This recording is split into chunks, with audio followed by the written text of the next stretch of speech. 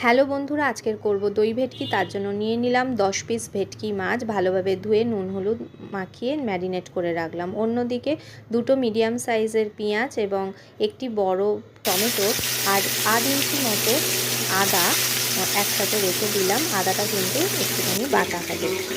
এরপর মাছগুলোকে একে একে ভেজে নিতে হবে।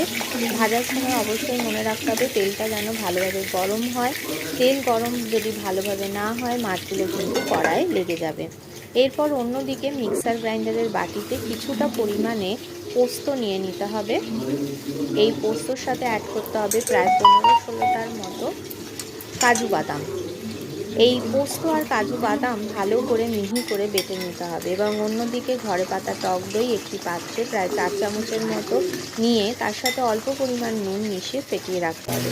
এরপর মাছ ভাজা তেলের মধ্যেই গোটা গরম মশলা তেজপাতা দিয়ে হালকা ফ্রাই করে নেওয়ার পর বাটা পেঁয়াজ রসুন আদা একসাথে দিয়ে দিতে হবে।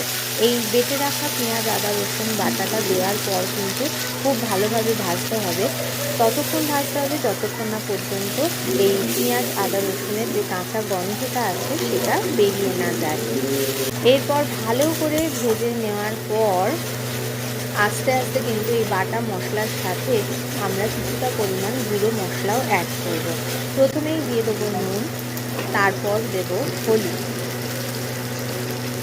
হলুদ দেওয়ার পর কালারের জন্য অ্যাড করে দেবো কাশ্মীরি মির্চ এবং এই গুঁড়ো মশলা আর বাটা মশলা একসাথে মিক্স করে ভালো করে কিন্তু কষতে হবে। এই কষানোটাই কিন্তু এই রান্নার আসল মজা। যতক্ষণ ভালোভাবে আমরা কষবো ততক্ষণ কিন্তু এই রান্নার টেস্ট আরও বেড়ে যাবে। এখানে অ্যাড করে দিলাম কাজু পোস্ত বাটা। এই সময় গ্যাসের ফ্লেম অবশ্যই কম করে রাখবেন, নইলে কিন্তু কড়াইয়ে লেগে যাবে। এবং এই কাজু পোস্ত বাটার মিক্সার গ্রাইন্ডারের যে ধোয়া জলটাও সেটাও কিন্তু এর মধ্যে দিয়ে দিতে হবে।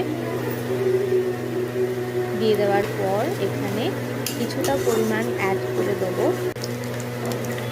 টক দই। ফেটিয়ে রাখা টক দইটা কিন্তু এর মধ্যে অ্যাড করে দিতে হবে এবং এই টক দই দেওয়ার সময়ও কিন্তু গ্যাসের ফ্লেমটা অবশ্যই ধিমে আঁচে করে দেবেন, নইলে কিন্তু দইটা ফেটে যাবে। দেখুন কি সুন্দর একটা ভালো কালার এসছে। দই ধোয়া জলটাও দিয়ে দিয়েছি।